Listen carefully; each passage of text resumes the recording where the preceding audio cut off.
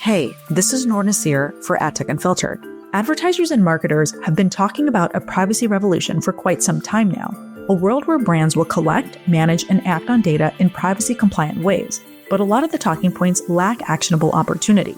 Liz Emery is determined to change that. She's the co-founder of Vyvr, a company tackling some of the biggest challenges in ad tech, signal loss, and tackling privacy-first data strategies. Liz shares her expertise on building clean, compliant data foundations, navigating the ever-changing privacy landscape, and helping brands restore the signals they need to optimize campaigns in a world where cookies are disappearing and regulations keep evolving. Let's get into this episode with Liz now. Liz, thanks for joining me to talk about what's been going on with Vyvr and just some of the challenges that you are looking to address in the ad tech space. Yeah, I am super excited to be here, super excited to share some knowledge and also have a really good discussion with you today. So we've known each other for, I want to say 12, 13 plus years now, and you're a problem solver. So I want to hear a little bit about what got you to this particular juncture in your ad tech career. What got you deciding to solve some new challenges and starting your own company? Yeah, anyone who's heard me speak before knows me, hears me say that I need more hobbies. I become obsessed with how things work, and I have to lift up under the hood when I'm working on anything. I spent a long time in the agency world. If you look at my background, I've been at big agencies, small agencies, independents. And when I was working on the agency side, I saw firsthand that every brand's data was a mess, and it didn't matter what the brand was. A big brand, a small brand, it didn't matter the industry of that brand either. And what it came down to is a lot of the old ways of tracking were collapsing. So think about things like Apple and Google were blocking cookies, iOS updates, which we just had one recently, were cutting signals. And there's a new privacy law all the time that are kind of raising the bar on data usage for marketers. And I saw this kind of perfect storm being created for brands. And what they were being left with was things like broken retargeting, low match rates, unreliable attribution that was a lot of guesswork because, they didn't have the data they needed with all of these different changes. And to kind of put the cherry on top of everything going on in the industry, brands were getting hit with lawsuits because their data collection wasn't compliant. Platforms tried to fill gaps with modeling, which is a great thing, but it didn't solve the core problem in our industry, which is signal loss. So when I was at the agency, I met this guy named Nareesh Parsad, who's actually my co-founder. And we founded Vyvr because we believe that in order to win in this new privacy forward or privacy first landscape, brands need to own their own data to fill the gaps. And what Vyvr does is that we're the plumbing for your ad tech stack. So think of us as the plumbers or the plumbing. We were created to fix this massive problem that marketers are facing or, that their data is broken due to widespread signal loss. Think about us as that we have a team of data experts that installs a clean, compliant data foundation directly on a brand's website. Within that foundation, we collect the brand's data, we strip out anything sensitive, which is great in this new landscape, and we make sure that this data flows and enforces all of the consent rules. From there, we feed this perfect data back to the tools that marketers already use. So think Meta, GA4, TikTok, a data warehouse, so they can finally work again, right? You're replacing those signals that were lost with this clean, compliant data that you're collecting.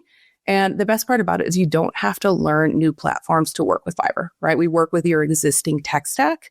And so for what that means for marketers is your attribution works again. Your match rates improve. Your marketing becomes more trustworthy. And for us, it's not just about the infrastructure. We're a team of really nerdy data operations people that actually stay with the brands to educate, to kind of calibrate and make changes as the rules change in the privacy landscape for marketers. So think about it as we absorb all the complexity so that brands can stop worrying about data headaches and focus on what they do best, which is growing their business, and let the Vyvr team help, get the pipes flowing and data where it needs to go. Signal loss isn't a new thing. It's been going on for quite some time here. What do you think advertisers have been doing in the meantime? Because it does seem like you're carving out this niche space that hasn't been addressed. What's your observation been as you've been engaging with advertisers and brands as far as how they're trying to address this issue? It's across the board. And it really depends. We've seen everything from brands reacting really extremely, right, to all the different changes and privacy being like, I'm going to strip every single tracker I have off my website, right? And then we've seen the other side of the spectrum where brands are like, I'm not going to do anything. I'm a small brand, like kind of flying under the radar. And for us, like we think that privacy, it's all about being proactive with what's going on. And building privacy into your foundation is huge because think about it now, like there are 50 different states that all have some kind of state by state regulation right now. And I always say it's like playing Monopoly with 50 different rule books. So like California says, do not sell, which is different than Colorado's universal opt-outs. Either like having an approach of the extremes doesn't work. You have to bake privacy into the foundation of your marketing. Like that's just what the future is. You have to capture your first party data, scrub it at the source, and actually attach a user's consent directly onto the data itself. So that way, like no matter where a user is, they're in California, they're in Colorado, they're in New York, you're compliant by design. Because we're going to see platform changes continue to happen. We're going to see state laws continue to multiply. So if you chase rules one by one, which is a big thing that we see, you're always going to be playing catch up, right? Like there's no winning in that way. But if you build a clean, compliant foundation, your marketing actually moves faster and you can move more confidently because you know that everything you're doing is dictated by compliance and enforced with compliance and takes into account all the different legislation. It seems like there's a need to do a lot of catch-up work because you even addressed it a little bit earlier. There's been, maybe this isn't the perfect way to say it, a lack of seriousness around taking action. Have you noticed any new momentum and rationale for why advertisers and marketers are becoming more motivated to take on this work and partner with someone such as yourself?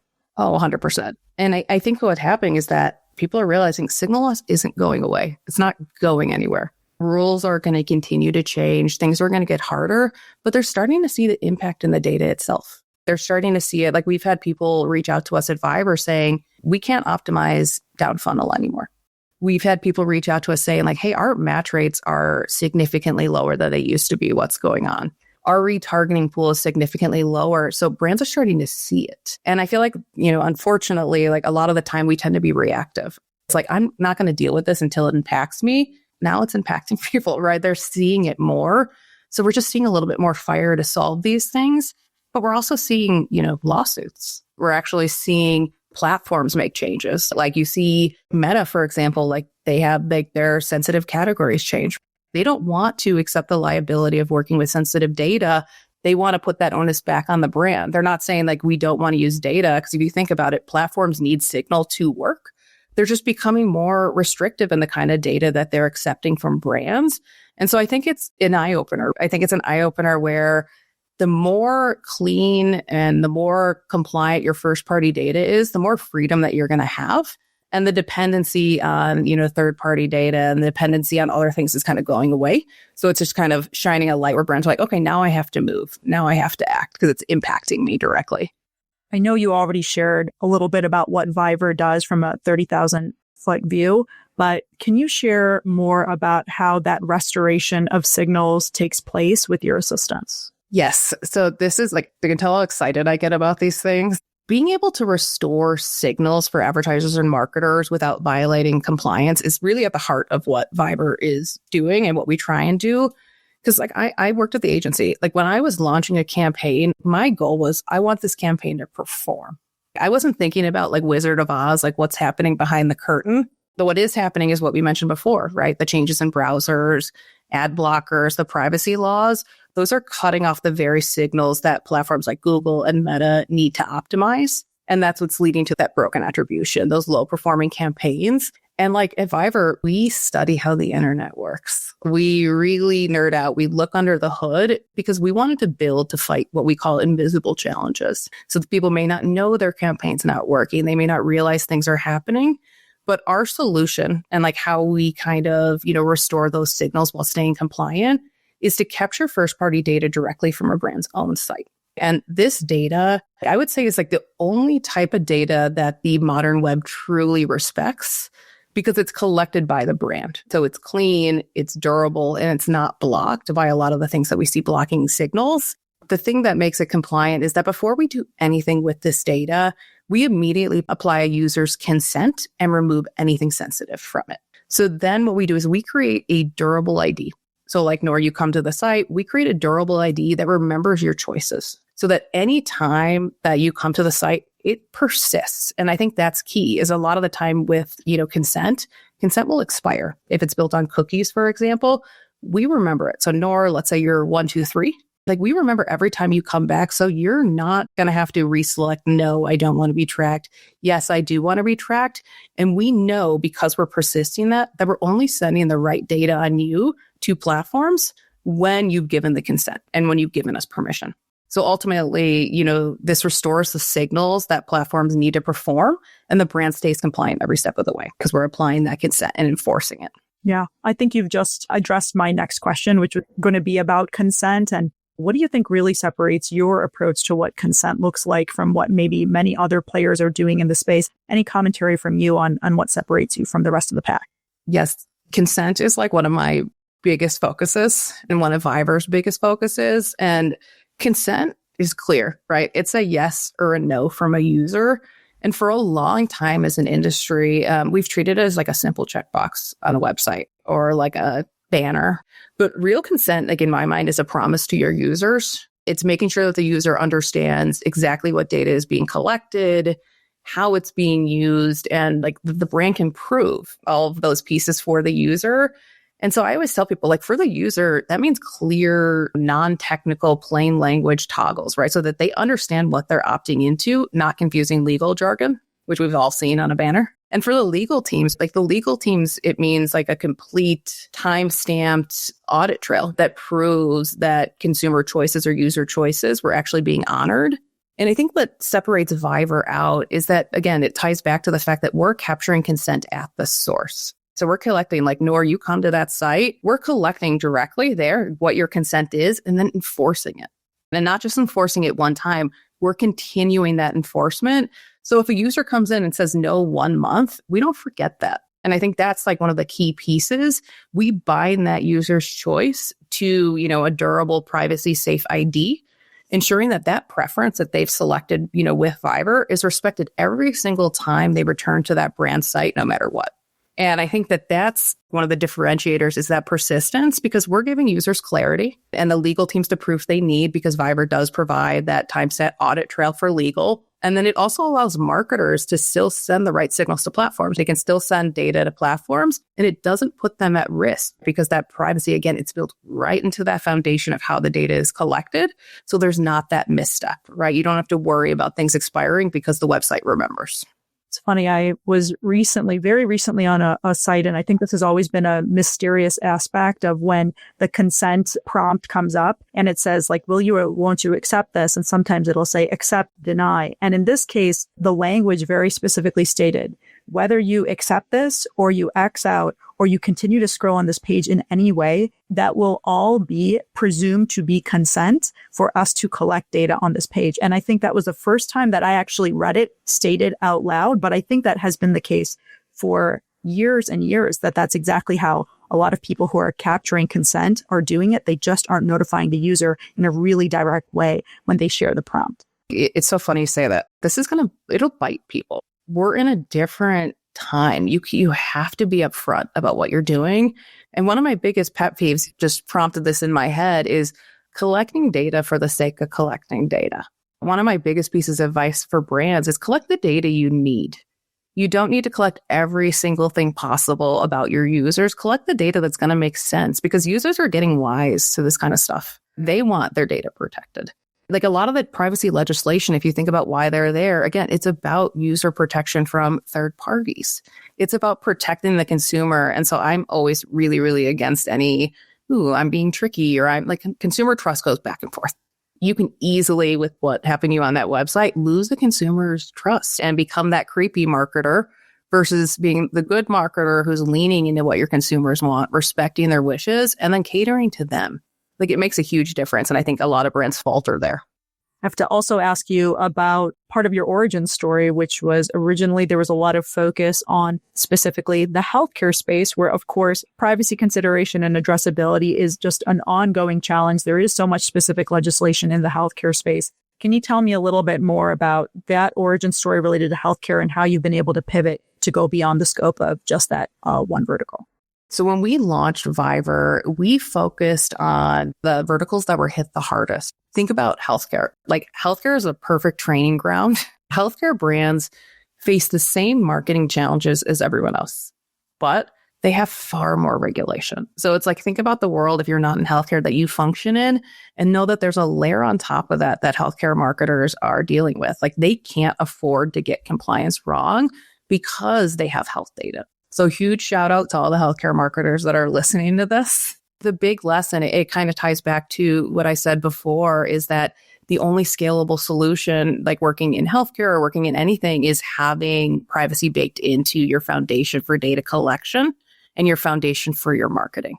First party data is going to be gold, but scrubbing it at the source, attaching a user's consent directly to what the data event itself. Again, so that no matter where a user is, you're compliant by design. And again, like healthcare on top of everything, they have to pay attention because rules are vague. And I think that's one of the most interesting things going on in our space right now.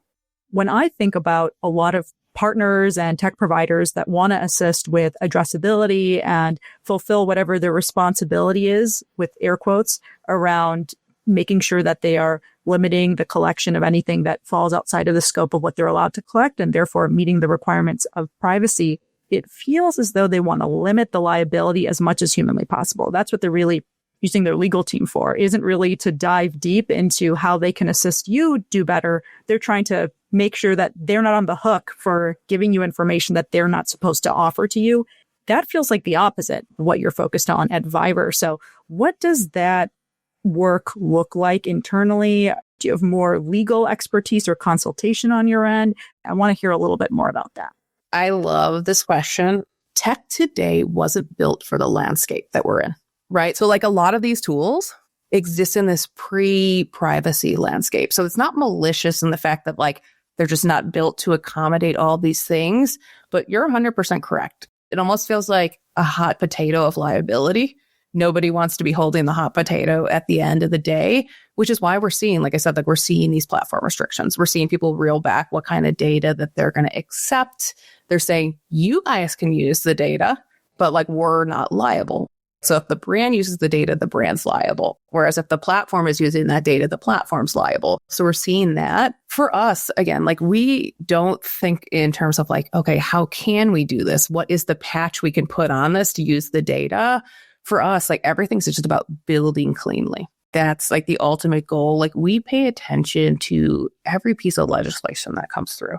We pay attention to every single change in platforms, in browsers, or, you know, the rails in terms of how people access the internet. We're paying attention to all of this so that we can build with all of it in mind. So like if you think about the compliance piece, we saw that compliance would expire and people would get sued for that. We saw that as an issue, right? So we wanted to persist that consent. We saw that, you know, people were sending sensitive data directly to platforms to use. Ooh, this is before the change, but we would see that, right? You would see this kind of stuff. And we were like, no, they don't need to know every nitty gritty piece of information about your user. What they need to know is that an action happened that you liked, that you're reaching the right kind of people. And I think that's like the biggest thing for us is that everything we do is built with every change in mind. So that's why I said earlier, like we adapt to it. Even with the growth of AI, as we were building things, we drew hard lines of what kind of data can be used, what kind of data shouldn't be used with, you know, the evolving sensitive categories. Like I said, like we're not about finding temporary workarounds. We're about, you know, not having a losing game. We're about creating everything from the start with that built in mind. So you don't have to think about it. Like you can just function as marketing back in 2019 when the website remembered everything. And that's kind of like the goal for us. I don't hear that often, Liz. The entire pursuit of really deeply understanding every piece of legislation. I just haven't heard it before. Maybe it's happening, but I think hanging your hat on that is something that definitely isn't easy to do, but you guys clearly have made that commitment. You've addressed this in so many ways already, and it has to do with high-profile lawsuits and settlements. Now advertisers and marketers are more concerned, more so than they have been in the past. Are there any misconceptions that you hear from marketers about the scope of privacy regulation or consent that makes you concerned about their perspective? Yeah, no, I always joke around that, with my career pivot and really getting into privacy and data, that I should take like the baby bar because of all the legislation that I'm reading. Like, I think it was Kim Kardashian who took it. Like, I feel like I'm right there with her right now. But the one misconception that makes me wince or like keeps me up at night is when a marketer says things like, we're fine, we have a banner when it comes to consent. You can't see my face on this podcast right now, but if you could, you'd see like that sad moment. Because I always say that's like putting like a no burglars allowed sign on your front lawn, right? Like it may look good and ooh, it's scary, but it doesn't actually lock your doors for you. And like the truth is, and it circles back to everything we've talked about, is like regulators don't care about what your banner says. I want to say that twice. Regulators don't care about what your banner says. They care about what's happening underneath the hood. They want to see, again, like what data is being collected, where is it going? And then the key piece here is whether a user's choice is actually being honored every step of the way. We've seen it play out in high profile lawsuits because that banner, it's just like a front door. Like the real shield is having a system that logs and respects a user's choice everywhere their data goes. And so again, like the one thing that keeps me up at night is that thinking a banner alone is enough. And that's just a huge misconception. And honestly, like a liability for a lot of people. And it's why data ownership is such a critical step in the right direction for brands. That's like the consistent theme here is in the new landscape, first party data is what the modern web respects. And it's what's going to help brands as things continue to shift and data becomes, or certain types of data become less valuable or less available. Another question for you about policies, not so much from a legislation standpoint. It's very interesting to hear how much time and energy you're spending diving in deep. I want to ask about the other side, which is platform policy. Is there anything that you would rewrite from a major platform policy standpoint, whether it's healthcare and wellness specific, which is a specific and important niche related to privacy, or any other that you would adjust so that things can be both safer and more useful? Yeah, I feel like every platform is sitting there listening, being like, what's she going to say? But I think like ultimately for me, when it comes to platform policies, it just circles back to clarity. Just clarity, because like I said, even working in certain verticals, people don't realize that one SKU of their products fall under sensitive categories. Or we've seen things where there was a brand where they were orthopedic shoes. And when, Meta changed their policy, they didn't realize that they fell under, the sensitive category. And so I think that the biggest change I would make for any platform is just being very clear about what's allowed, what's off limits, what falls under sensitive categories, and just being a lot clearer about it. Because I think that's one of the biggest things is I get outreach all the time being like, can I use this kind of data on this platform? Is this legal like to use on, TikTok, or can we put this into our life cycle? Because there's just a lot of gray. And I think that's like the biggest piece is that not everyone, to your point, is sitting here studying what every piece of legislation is. Not every person is sitting here paying attention to every change that every platform makes. So when someone's going to look for it, how to function in that space, again, it circles back that marketers are running campaigns they want to perform. They're not thinking about all the little pieces behind. So just being clear, it just protects the marketers, it protects the platform, and it protects the users. So much of what you just said is motivating this thought for me. There's somebody that you want to work with, and then they start consulting you for what feels like legal advice as opposed to understanding exactly how to use your product. And that's just a tricky thing. It happens with agencies. It can happen on the brand side, and they're not asking their attorney. How do you navigate those waters to have those conversations? Because you want people to do compliant, safe, privacy, considerate things, but everybody needs to have their own legal team.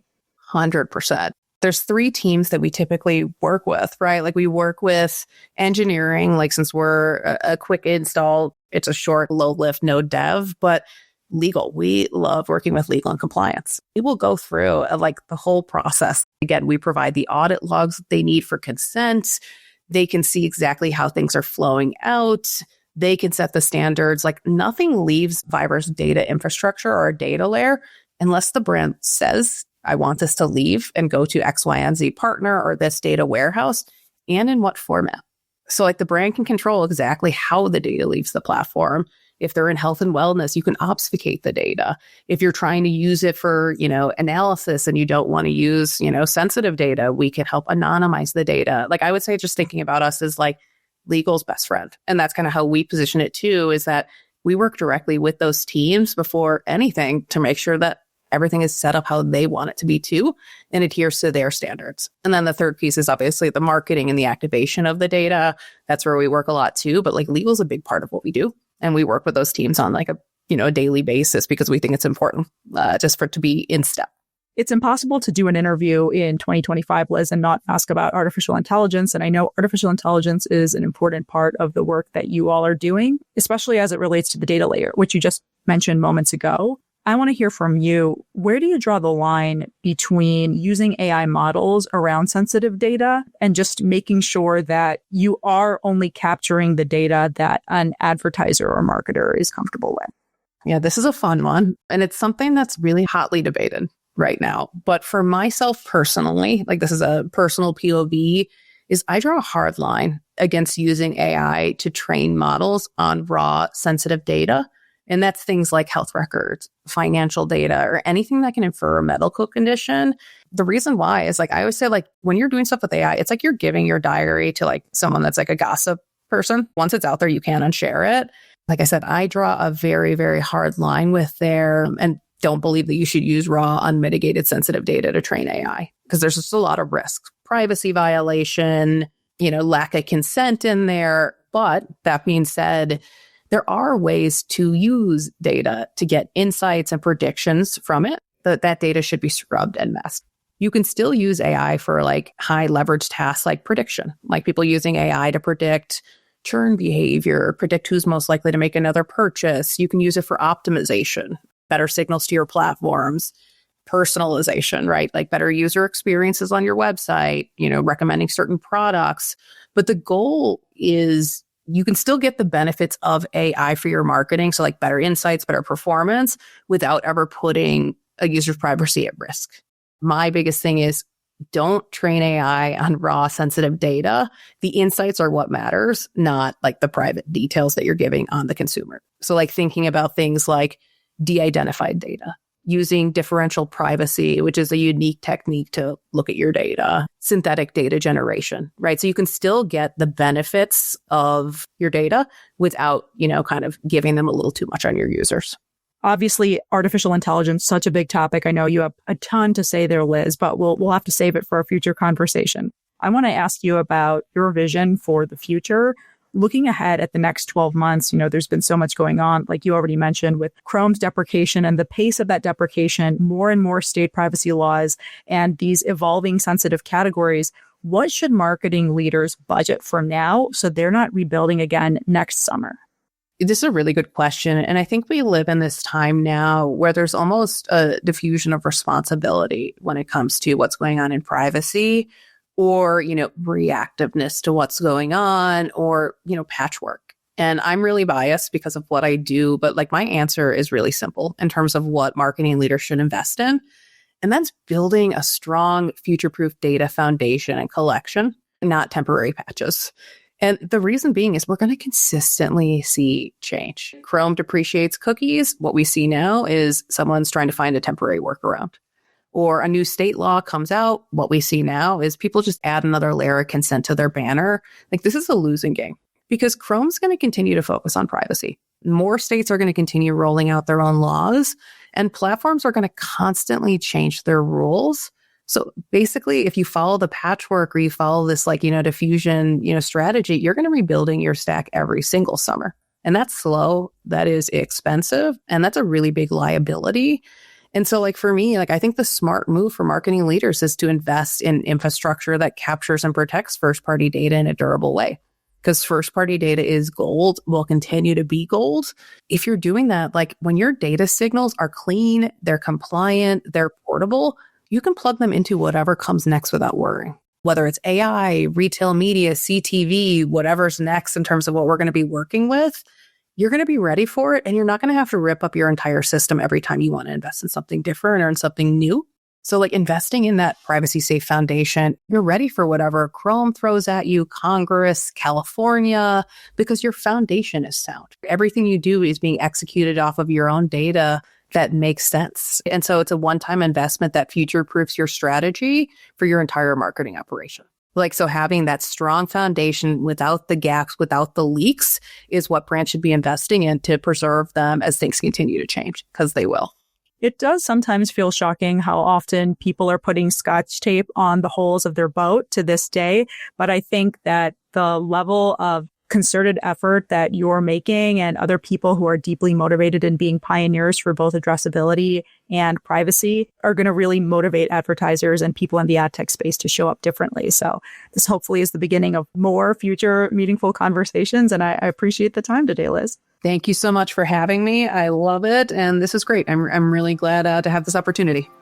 That wraps up today's conversation with Liz Emery, co-founder of Vyvr, on the challenges surrounding consent and compliance for an increasingly privacy-centered world for marketers and consumers alike. If you like AdTech Unfiltered, please subscribe to our show on the podcasting app of your choice.